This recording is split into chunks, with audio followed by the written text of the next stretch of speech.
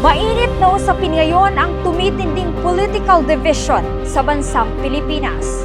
Tuluyan na na-impeach ng Political heat Sa has pagtutuloy ang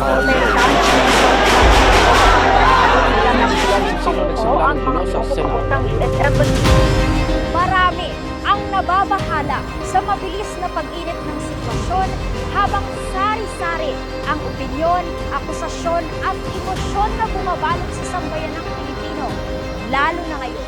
Sa gitna ng kaguluhan, takot, imoralidad, krisis, kahirapan at walang tigil na ingay sa social media, lalo na pagdating sa politika, maraming Pilipino ang nagtatanong, ano nga ba ang mangyayari sa ating bansa?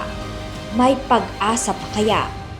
Ngunit alam niyo ba na sa kabila ng lahat ng ito ay may pag-asa pa rin para sa bansang Pilipinas at ito ay walang iba kundi ang ating Panginoong Jesucristo sa pamamagitan ng ating maalab at walang tigil na pananalangin para sa ating bansa.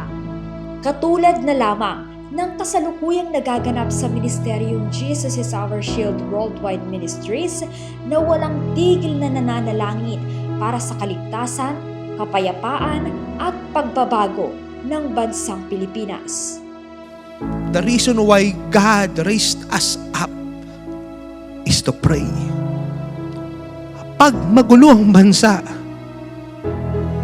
ang unang-unang titignan ng Lord ay hindi yung presidente, vice presidente, Supreme Court, senador, congressman.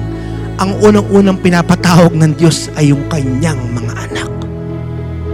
If my people who are called by my name will humble themselves and pray and pray and pray, then I will come down from heaven and I will heal their land.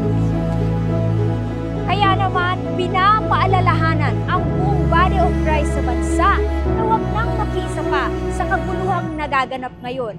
Bagkus, bilang Kristiyano, tayong lahat ay magkaisa sa walang tigil na pananalangin upang hingin ang habag ng Diyos para sa kalayaan at kapayapaan ng ating bansa. Ang bansang ito ay nangangailangan ng kapangyarihan, karunungan at pagkilos ng Panginoon. Walang sinumang tao o politiko, walang anumang posisyon sa gobyerno at walang sistemang makakapagligtas sa ating bansa, kundi ang ating Panginoon lamang sa pamamagitan ng ating mga panalangin. Panahon na upang ang church ay tumindig, mamagitan sa panalangin, mabuhay ng may katwiran at manindigan sa katotohanan. And let us all declare, Philippines is for Christ.